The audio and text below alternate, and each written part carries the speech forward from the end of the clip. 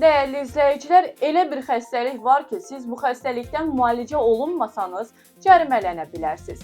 İnzibati Xətalar Məcəlləsində qeyd olunur ki, zöhrəvi xəstəliklərə yoluxduğu barədə kifayət qədər məlumatı olan şəxs tibb müəssisələri tərəfindən xəbərdarlıq edildikdən sonra da müalicədən boyun qaçırırsa, 100 manatdan 150 manatadək məbləğdə cərimə edilir. Həmçinin zöhrəvi xəstəliklərə və ya immun çatışmazlığı virusuna yoluxmuş insanla əlaqədə olmuş və müayinəyə ehtiyacı olan şəxs tibb müəssisələri tərəfindən xəbərdarlıq edildikdən sonra da müayinədən boyun qaçırırsa, 80 manatdan 120 manatadək məbləğdə cərimə olunur.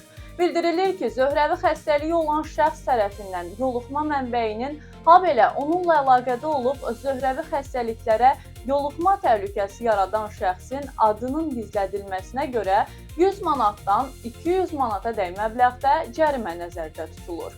Bundan başqa qeyd olunan xəstəliyə görə Cinayət Məcəlləsində də cərimələr və həbs müəyyənləşib. Sənəddə qeyd olunur ki, özündə zöhrəvi xəstəlik olduğunu bilən şəxsin bu xəstəliyi başqa şəxsə yoluxdurması 2500 manatdan 5000 manatadək miqdarda cərimə və ya 2 ilədək müddətdə islah işləri və ya 2 ilədək müddətdə azadlıqdan məhrum etmə ilə cəzalandırılır. Eyni əməllərin 2 və ya daha çox şəxsə qarşı və ya yetkinlik yaşına çatmayan şəxsə qarşı törədildikdə 4 ilədək müddəti azadlıqdan məhrum etmə ilə cəzalandırılır.